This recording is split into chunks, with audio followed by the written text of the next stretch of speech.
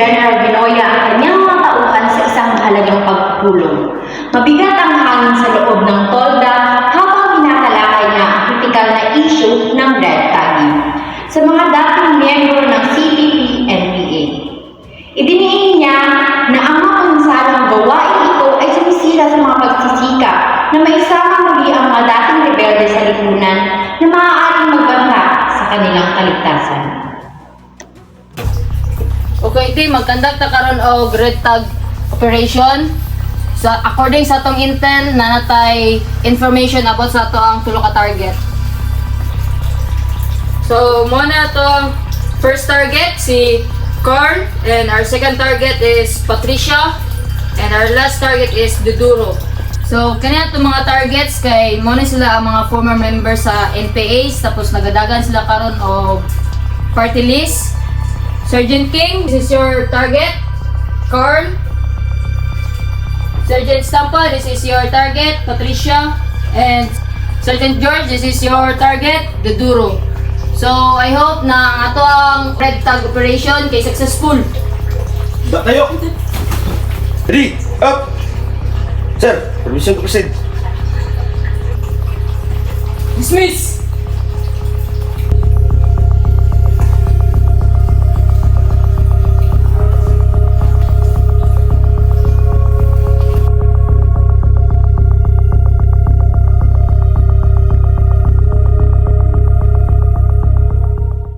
Sa isang demokratikong bansa, ang kalayaan sa pananalita at pagpapahayag ay pundasyon ng ating lipunan.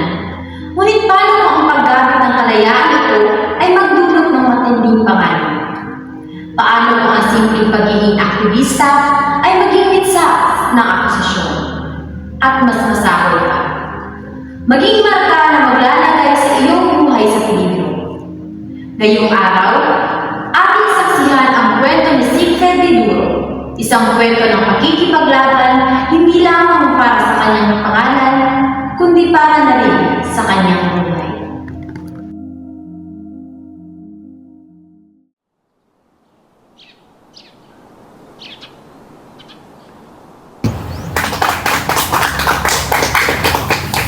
Mga adlaw kaninyong tanan, salamat din sa pagtapos sa mga adlaw. Kami kaya ang bayan muna ang party. Sa samot sa kaporma ay libreng gamit sa magsasaka o fertilizer. O ayaw kalimot number 41 sa balota. Muna na ako mga kauban. Ang adlaw sa tanan, ako dai si Patricia, magpapili usab under sa Bayan Muna Party List. So isa pud sa among plataporma is ang pagbaba sa presyo sa tubig ug sa kuryente alang sa tanan. Number 12 sa balota, dayon salamat. May adlaw sa inyong tanan. Salamat sa pagkanggong ni ining atong gamay nga panagtapo. Ako di ay si Carl, ani ako sa inyo atubangan para isulong ang atong plataporma mahitungod sa libre o kalidad nga edukasyon para sa tanan kabatanunan din ng atong nasod. Bilang salamat.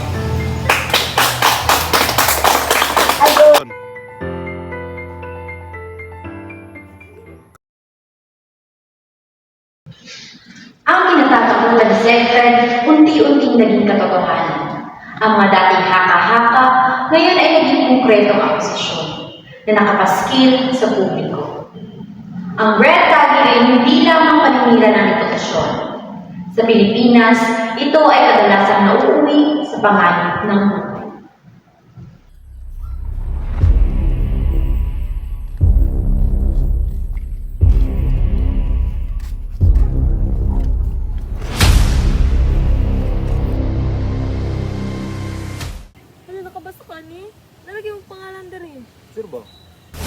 Major General Vinoya of 3rd Infantry Division nagbitaw na ng pahayag batay sa pag-akusa kay Siegfried Duduro na di umano'y isang former member ng CPP-NPA or Communist Party List of Philippine New People's Army. Wala pa masyadong binitawang detalye si Major General Vinoya batay sa kanyang pag-akusa, ngunit sinisiguro niyang walang teroristang mamumuno sa isang komunidad kahit sa apartheid pa ng Pilipinas.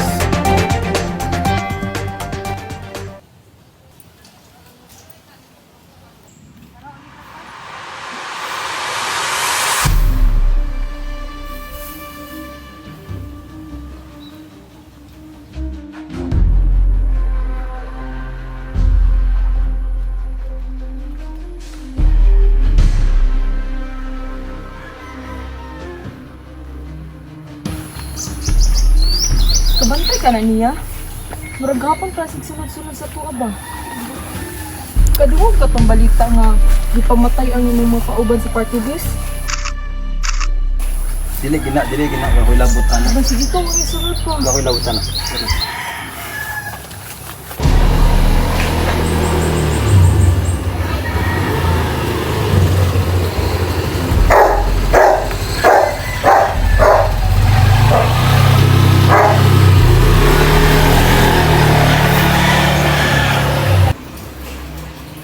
Fred, bisig sila na na.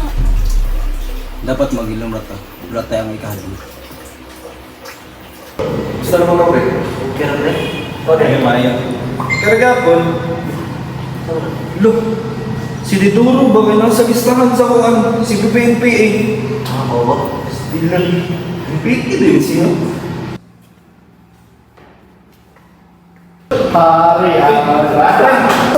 Ay, okay na ba, pre? Ay, pre, kadung ka kung kuan ba si Diduro ba? Ay, oo naman. Na siya sa kuan, nagsend sa akong kuan ba? Picture sa listahan dito sa CPPNPA. Nya. Numero 1, yung pangalan rin. Nabuwang na surot. Ang gani, no? Isang ron.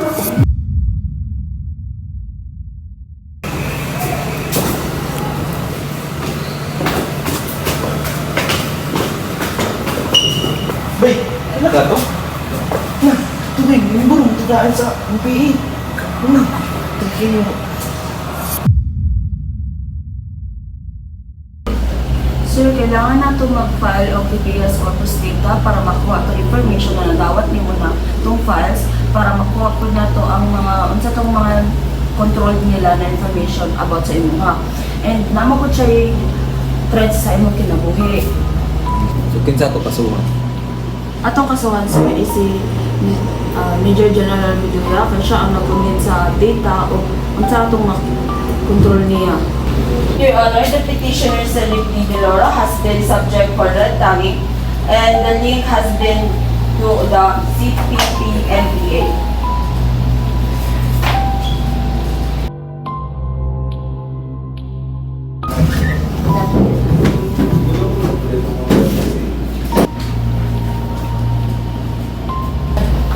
Your Honor, we vehemently deny the allegations. The Philippine Army does not engage in red tagging. Our operations are legitimate counter-insurgency efforts aimed at protecting national security. We respect human rights. Furthermore, we assert that the right to habeas data is not properly adhered. The information being circulated is publicly available, result of Mr. Dedero's own public activities and statements. There is no personal information being held or disseminated by the military that falls under the purview of habeas data. The petitioner has own establishment that we are possession of any incriminating data or on him that requires disclosure. The court finds the petitioner failed to sufficiently establish that the respondent, Major General Binoya, is in possession of relevant personal information. As contemplated by the rules on the writ of habeas data, when the court condemns red tagging, the petition is hereby dismissed for lack of merit.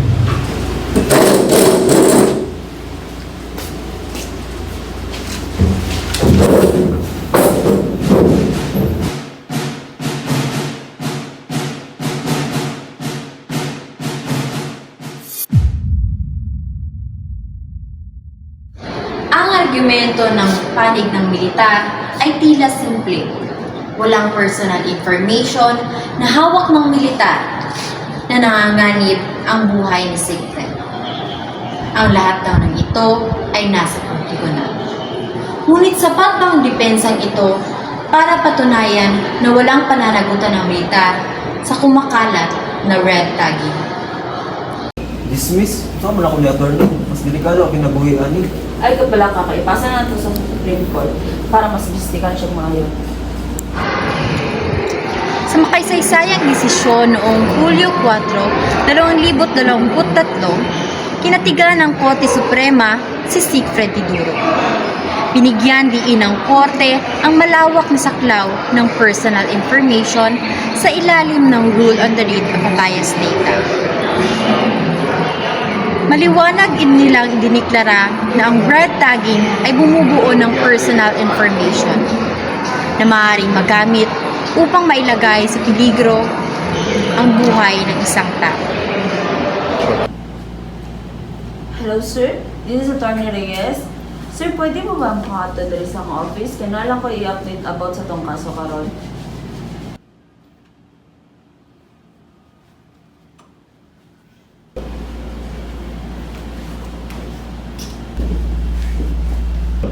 So ma'am, sir, karon atong meeting is about sa atong kaso. So ang update ay karon ma'am is nadaog na ta sa RTC. Tinuod ako ni Reyes. Tinuod to ma'am, pasura sa Supreme Court ang decision sa RTC. So ang petition karon is pabor siya sa atwa. Salamat kayo, ma'am.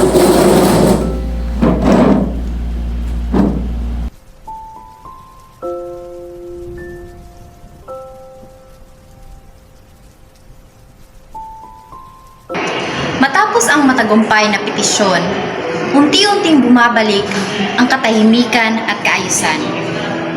Ang dating takot at pag-aalinlangan ay napalitan ng pag-asa at kumpiyansa. Muling simigla ang mga tao na ang kanilang mga puso'y napuspos ng bagong lakas at pananampalataya. Ang dating anino ng pagdududa ay naglaho na. Napalitan ng liwanag ng pagkakaisa at pagtitiwala sa pinuno. Ang tagumpay ng petisyon ay hindi lamang isang tagumpay sa politika, kundi isang tagumpay ng pagkakaisa at pag-asa.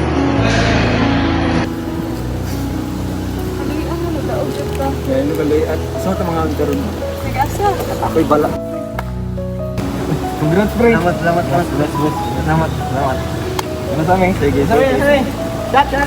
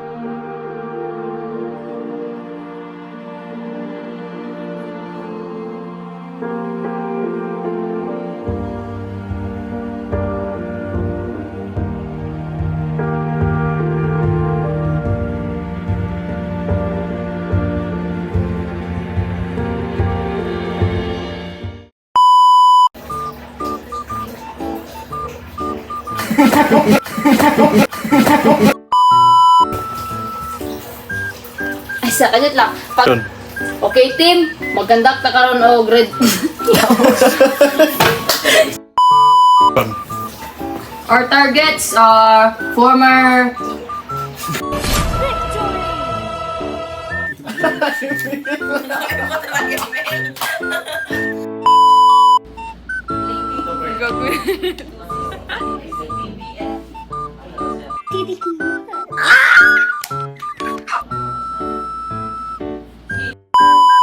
samong plataporma kay libreng gamit sa magsasaka o fertilizer.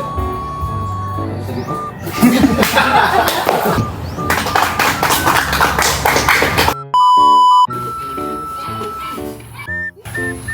Gahapon pa ko nakabantay na sa iyo haba. Murag sundan na kita niya. Kapag ilis na pamatay. Basta gahapon pala sunod-sunod sa tuwa ba?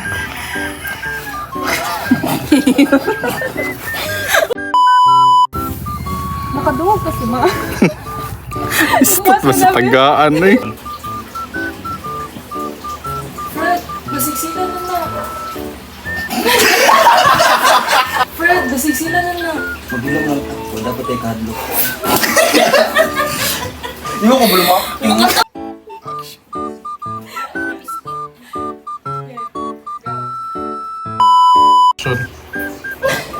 Yawa man hugo.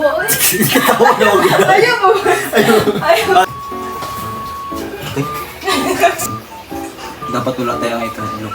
Ha? Ha? Wala tayo dapat kayo ngay.